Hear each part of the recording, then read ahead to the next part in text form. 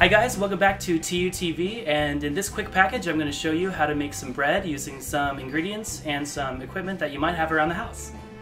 So, for this tutorial I'm going to be using a bread maker. You don't necessarily have to have a bread maker, but it's just going to kind of like speed up the process of actually kneading the dough. Without a bread maker, what you would basically do is get all the ingredients that I'll show you in here, place them, all the dry ingredients, on like a parchment paper on some surface, and then once you mix all the dry ingredients, form a little well where you'll put the water and the oil, and then mix all of that up with your fingers, just kind of gradually, and that is essentially how you would knead the dough without this equipment. So for this equipment, however, I got this from my mom, and I've seen places where you can get it online for like $5. Thrift stores and every place, like, they have them. They're super easy to come by. So essentially what we're going to start with is 1 cup of water. You're going to pour that. And then after that you're going to do a tablespoon of olive oil. And this olive oil can be any kind of oil, really. The olive oil, however, will give it that sort of generic, good old French bread taste. What we want to do right now is add the salt. So we're going to add a teaspoon of salt. Then once that's done, you're going to want to get whatever kind of flour you have. You can have regular generic flour, you can have bread flour, you can even have whole wheat flour. It'll just like kind of change a little bit the texture and the taste of your bread, but it won't change like anything else. So you're going to add this flour, and what I usually do is kind of just like place it just kind of evenly and kind of sprinkle it to make sure it's not just getting submerged by the water. What we're doing is we're creating levels by which the bread dough will get mixed. So just make sure you're getting all the corners, anything that's exposed that you can see has water in it, and that is that. So once you're done with this, now we're going to move on to the sugar. What you're going to use in the sugar is you're going to use 1.5 tablespoons. So pretty easy to just like check out, you know, you got a tablespoon, and then just measure in what you would think to be half of that. It doesn't have to be exact.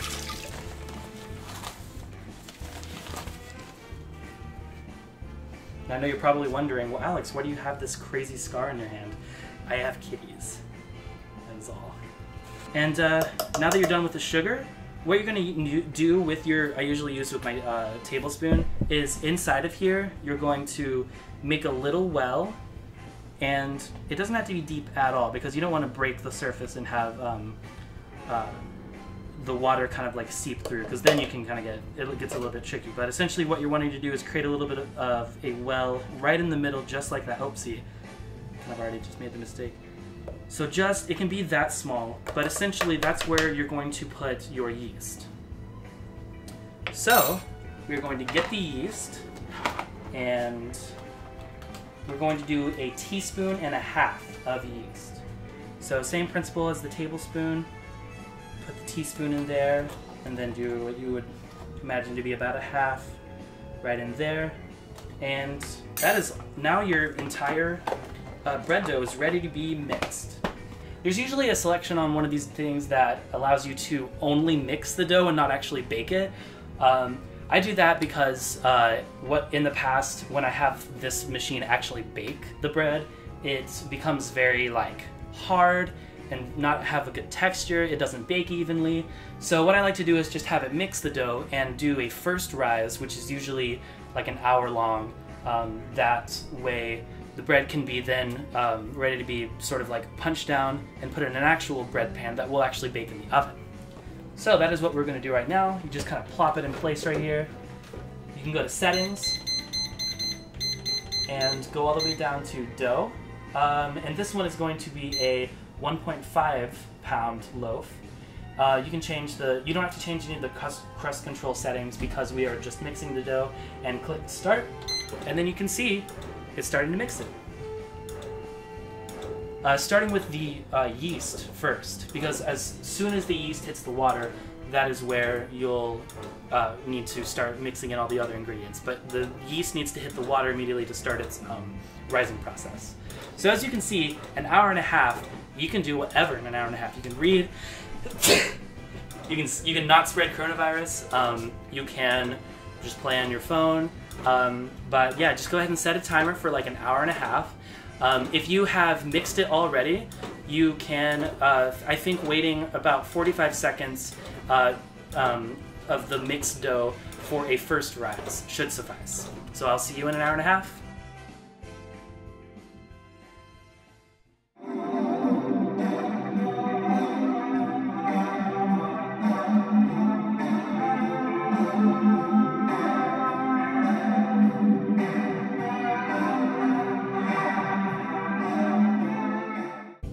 Alright, so we are back after our 1 hour and a half wait time cooking up this bread, and I don't know about you, but I took a nap during that time, so much so that I actually slept past the 1.5 half.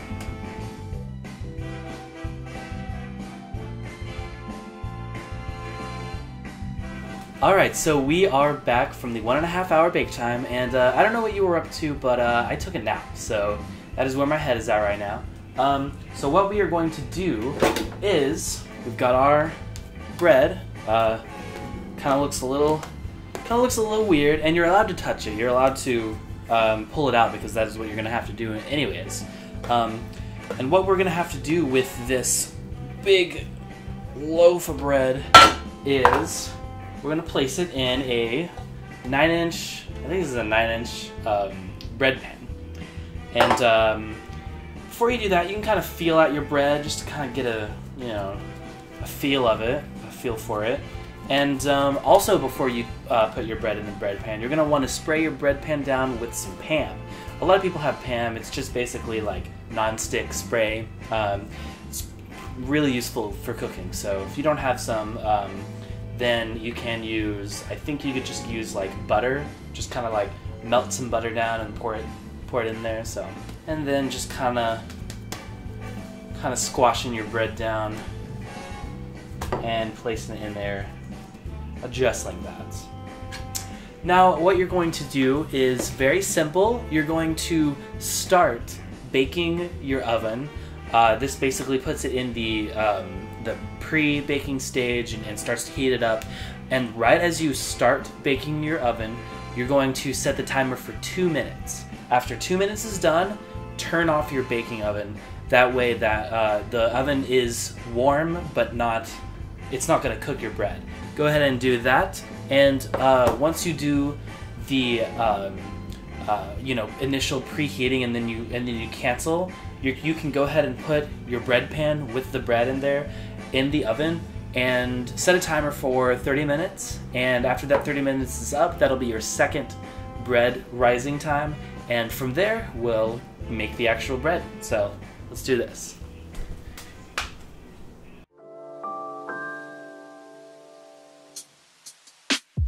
Alright, and we are back. So after 30 minutes of having a second rise, after that first rise that the bread machine does all the way for you, or that you might have done without the bread machine, we are ready to finally preheat the oven to 350 degrees. Make sure that you take your bread out before that. So as you can see, this is how the bread looks before. It is not cooked, but it is done 2 levels of rising.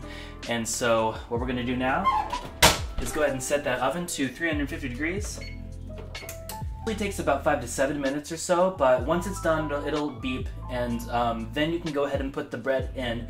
And at that point, I usually set the timer to about 25 minutes, but that is only because I know my oven very well. So I would plan for a medium of 25 to 30 minutes. So maybe like 25 minutes, check up on it if it needs a little bit more time. At 25 minutes, I take it out and I usually spray it a little bit more with my butter pan. And that's because it kind of creates like a little bit of a butter crust, a buttery crust at the very top. And then I'll put it in there and cook it for another 3 minutes to kind of like make that butter crust more crusty. So I will see you in 25 minutes. Alright, so it's been about 25 minutes since we put the bread in the oven at 350 degrees, and right now I'm just going to pull it out and take a look at it, and I might pop it back in there, but let's just take a look. Alright, so this is what the bread looks like right now. It looks pretty good, and it's a little bit uneven, but you know, that is just something that kind of happens a little bit with baking bread. It's still very good all throughout. And what I'm going to do right now is, like I said before, I'm going to spray it a little bit with my butter pan and then pop it back in the oven for about 3 more minutes to give it a little bit of a buttier crust. A buttery crust. Alright, so I'm just going to spray it a little bit on each side. I know you can't see that, but trust me. It looks good. And I popped it back in the oven, and I'm going to set another timer for 3 minutes. At that point, I'll take it out, and it'll be done. Alright, hopefully I should be recording, and it's been 3 minutes, and our bread should be ready, so let's pick it out. That's not the right word, what? Yeah, let's take it out. Alright, so if everything was done correctly, we've got right here a perfect looking, buttery, great French bread roll, and we can now put this to the side. You'll want to take it out of the bread pan because if you leave it in there, it'll get really moist, and you don't want moist bread. It can really lead to some problems. So if you don't have a bread rack or like a any kind of baking rack that you can leave it on, then you can just leave it on a paper towel, and it should take up a lot of the moisture.